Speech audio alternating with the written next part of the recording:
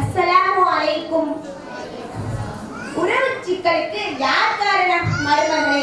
பொதுவா மருமக வெற்றிய மாமியா இல்லை என்பது எவ்வளவு உண்மையோ அது போல மாமியா வெற்றிய மருமக இல்லை என்பதோ 100க்கு 100 உண்மைதாங்க. ஒவ்வொரு பொண்ணும் தான் மாமியார இன்னொரு தாயா நினைக்கணும், நேசிக்கணும், பணிவிடை செய்யணும். ஆனா நடைமுறையில மருமகளா இருக்கின்ற ஒருவர் தான் அம்மா கிட்ட எப்படி அன்பு காற்றா, பாசம் காற்றா, பணிவிடை செய்யறா என்பதோ தனது புருஷனின் தாயான மாமியார் கிட்ட எப்படி அன்பு காற்றா, பாசம் காற்றா, பணிவிடை செய்யறா என்பதையும் கொஞ்சம் சிந்திச்சு பார்க்கணும். ஒரு பொண்ணால தனது தாயையும் தனது புருஷனின் தாயையும் எந்த வகையில ஏற்படுத்தி பார்க்க முடியுது என்பதிலே உண்மையிலேயே ஆச்சரியமான ஒண்ணுதாங்க. தனது தாயாக மதிக்கிற ஒரு பொண்ணால தனது புருஷனின் தாய மதிக்காம இருக்க முடியாது என்பது யதார்த்தமான உண்மை. ஆனா நடைமுறையில நிலைமை தலைகீழா மாறி இருக்கு. ஏன், என்ன காரணம்? விளங்குவதற்கு ஒரு சில உதாரணங்களை பார்ப்போம் வாங்க. Point number 1. தான் தப்பு செஞ்சதுக்காக தனது அம்மா தன்னை திட்டும் பொழுது ஒரு மகளா ஒரு பெண் எப்படி எடுத்துக்கொள்கின்றார்? இது மாதிரியான சமயத்துல நம்ம அம்மா தானே நம்மளை திட்டுனாங்க, திட்டுனா திடீர் போட்டுமே என்று சாதாரண ஒன்றா எடுத்துக்கொள்கின்றார். ஆனா அதே தப்புக்காக தனது மாமியார் தன்னை திட்டும் பொழுது ஒரு மருமகளா ஒரு பெண் எப்படி எடுத்துக்கொள்கின்றார், எப்படி நடந்து கொள்கின்றார் என்பதையும் கொஞ்சம் சிந்திச்சு பார்க்கணும். நீ எப்படி என்ன திட்டலாம்? உன்கிட்ட திட்டு வசவாங்க, எங்க அம்மா ஓ மகனுக்கு கட்டி வச்சாங்க. இப்படி இந்த கோணத்துலதான் இன்றைய மருமகளோட எண்ணமும் போக்கும் இருக்குது. இது எப்படி சரியாகும்? இது எந்த வகையில நியாயமாகும்? நீங்களே பதில் சொல்லுங்க. நீங்க நல்லா கவனிங்க. இங்க அம்மா வீடு மாமியா வீடு என்று 2 இடத்துலயுமே தவறு நடக்கத்தான் செய்யுது. ஆனா ஒரு சில இடத்துல தான் அம்மா கண்டிக்கிறாங்க, இன்னொரு இடத்துல தான் மாமியா கண்டிக்கிறாங்க. இது ஒண்ணுதான் வித்தியாச வேறுபாடு. ஆனா அம்மா கண்டிக்கும் பொழுது தான் செஞ்ச தப்ப ஒத்துக்கொள்கின்ற ஒரு பெண், பெருசா சட்டை செய்யாத ஒரு பெண் அதே தப்புக்காக தனது மாமியா கண்டிக்க முற்படும் பொழுது புயலாய் பொங்குகிறாள், பூகம்பமாய் இருக்கின்றார். ஆனா அம்மாவிய செஞ்ச தப்புக்காக தனது மாமியா தன்னை திட்டும் பொழுது தான் செஞ்ச தப்பு தவறு இல்லைன்னா ஆகட்டுமா? நீங்களே பதில் சொல்லுங்க. Point number 2. ஒவ்வொரு பொண்ணும் தான் அம்மா வீட்டில் இருக்கும் பொழுது வேலை செய்யும் பொழுது காற்ற அக்கறையும் கவனத்தையும் தன்னுடைய மாமியா வீட்டுல காட்டுறதில்லை என்பது உண்மை யதார்த்தம்.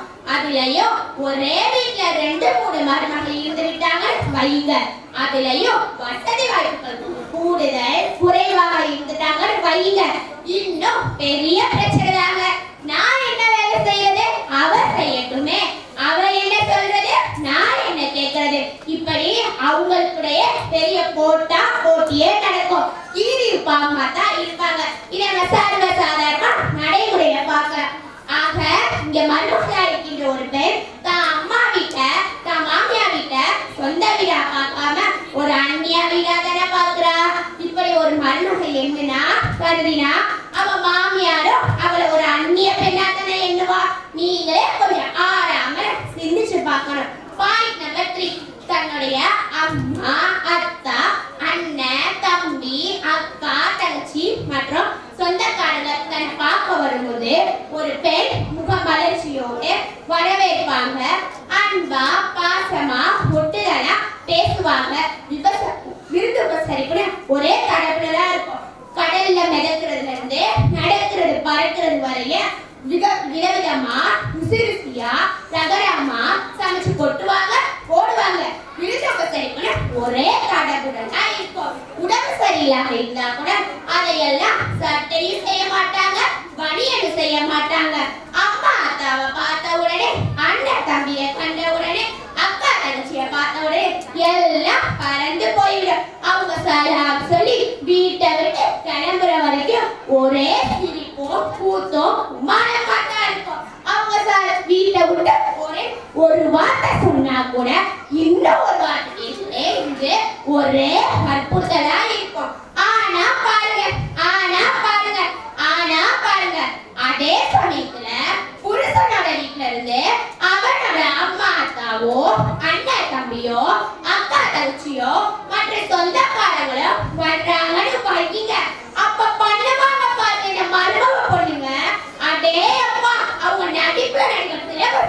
போனாலும் சரி தோத்து போயிடுவாங்க.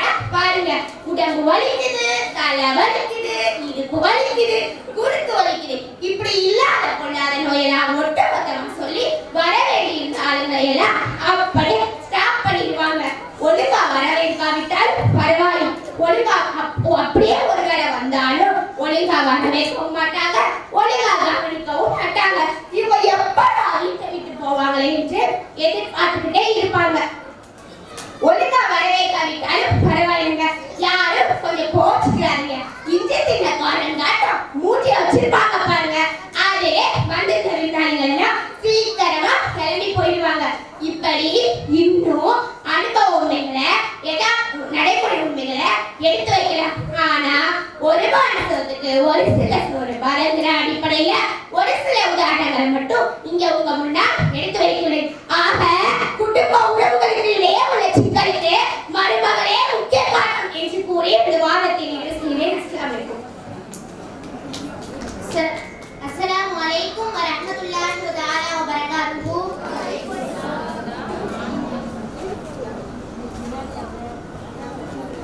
இஸ்லாம் உறவுகளை ரெண்டா பிரிக்குதுங்க. ஒன்னாவது உறவு ரத்த பந்த உறவு. இதில் தாய் தந்தை, மகன் மகள், சகோதரன் சகோதரி போன்றோர் இடம்பெறுவாங்க. இரண்டாவது உறவு திருமண பந்த உறவு. இதில் மாமு, குப்பி, மருமகன் மருமகள், மச்சினன் மச்சினி போன்றோர் இடம்பெறுவாங்க. இந்த உறவுகளுக்காக இஸ்லாம் ஏற்படுத்தி தந்துள்ள பரஸ்பர மரியாதை, கடமைகள், உரிமைகள் இந்த மூணையும் சரியாக புரியாத போதும் எல்லை மீறி செல்லும் போதும் தான் உறவுகளுக்குள் சிக்கல்கள் ஏற்படுகின்றன. உறவுகளுக்குள்ள ஆம்பளைங்களால எந்த பிரச்சனையும் இல்லைன்னு சொல்ல முடியாது. இருந்தாலும் ஆம்பளைங்களை விட இந்த பொம்பளைங்களால தான் அதிகமா பிரச்சனை ஏற்படும். ஏன்னா ஆம்பளைங்களை விட அதிக எதிர்பார்ப்புகளை ஏற்படுத்திக்கிறதும் அதிக உரிமை எடுத்துக்கிறதும் இந்த பொம்பளைங்க தான். இந்த பொம்பளைங்களான நீங்களே சாரி நாங்களே ஏத்துக்கணுங்க. இதுல மறைக்கிறதுக்கெல்லாம் ஒண்ணும் இல்ல. உண்மை கசப்பா இருந்தாலும் அதை சொல்லித்தான் ஆகணும்னு நபி ஸல்லல்லாஹு அலைஹி வஸல்லம் அவங்களே சொல்லியிருக்காங்க. இப்போ இந்த மாதிரியான நடவடிக்கைகளுக்கு நடைமுறை வாழ்க்கையில இருந்து சில உதாரணங்களை பார்ப்போம் வாங்க. அதை சொன்னா நம்ம சரியா விளங்கிக்கலாம். உதாரணமா, நான் மாமியாராக்கும், எனக்கு அடுத்துதான் உனக்கும் புருஷன். இப்படி இந்த கவனத்துல ஒரு மாமியா தன்னோட மருமக கிட்ட பேசினா நிச்சயமா அவங்க ரெண்டு பேருக்கிடையில சண்டை ஏற்படத்தான் செய்யும். யதார்த்தமா இஸ்லாம பொறுத்தவரை புருஷனுக்கு அடுத்தபடியாதான் மாமியா. இந்த உண்மையை முதல்ல புரிஞ்சுக்கணும். கல்யாணம் ஒப்பந்தமாகிறது மகளுக்கும் மருமகளுக்கும் இடையில தானே தவிர மாமியாருக்கும் மருமகளுக்கும் இடையில இல்ல.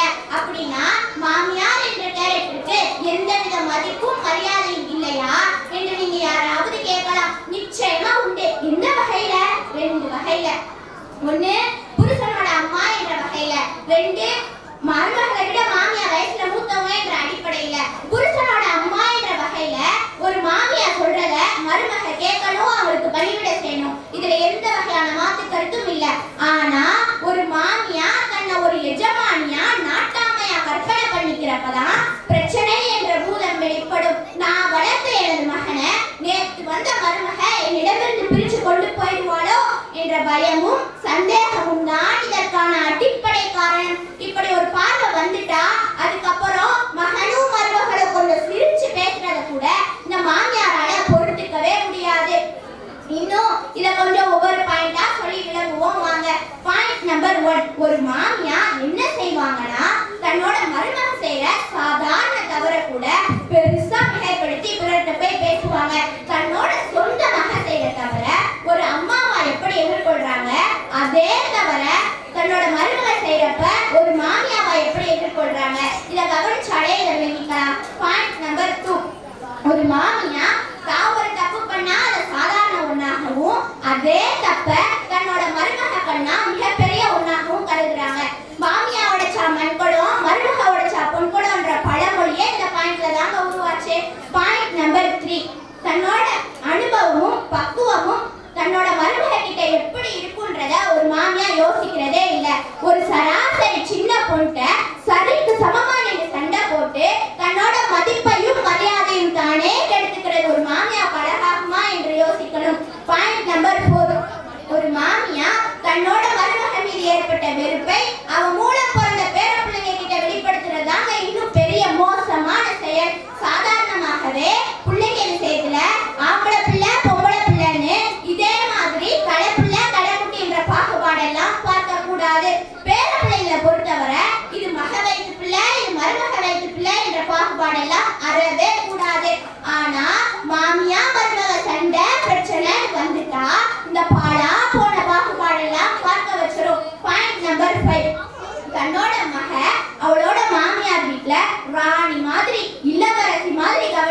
வழங்கப்படணும், சலுகைகள் வழங்கப்படணும் எதிர்பார்க்கிற ஒரு தாய் தனது வீட்டுக்கு மருமகளா வந்திருக்கிற தன்னை போன்ற இன்னொரு தாயின் மகளை கவனிப்பதோ, சலுகை காட்டுவதோ, அக்கறை காட்டுவதோ இல்லை.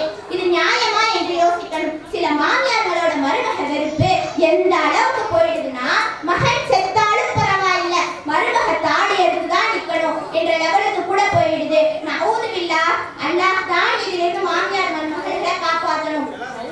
இறுதியா இங்க அமர்ந்திருக்கிற மாமியார் மருமகளுக்கு ஒரு சின்ன அட்வைஸ் பண்ணிக்கிற விரும்புறேன். ஒரு மாமியா தன்னோட மருமகளை ஒரு வேலைக்காரியா அல்லது அந்நிய பெண்ணா பார்க்காம தான் நேரடியாக பெற்காத இன்னொரு மகள் என்று எண்ணினால் பிரச்சனைக்கே வாய்ப்பில்லை, வழி இல்லை. இதே போல ஒரு மருமக தன்னோட புகுந்த வீட்டில் இருக்கிற மாமியாவை அந்நிய பொம்பளையா பார்க்காம தன்னை நேரடியாக பெற்காத இன்னொரு தாய் என்று எண்ணினால் பிரச்சனை வர்றதுக்கே வாய்ப்பில்லை என்று சொல்லி வாய்ப்பளித்தமைக்காக நன்றி கூறி எனது வாதத்தை நிறைவு செய்கின்றேன். நன்றி. அஸ்ஸலாமு அலைக்கும்.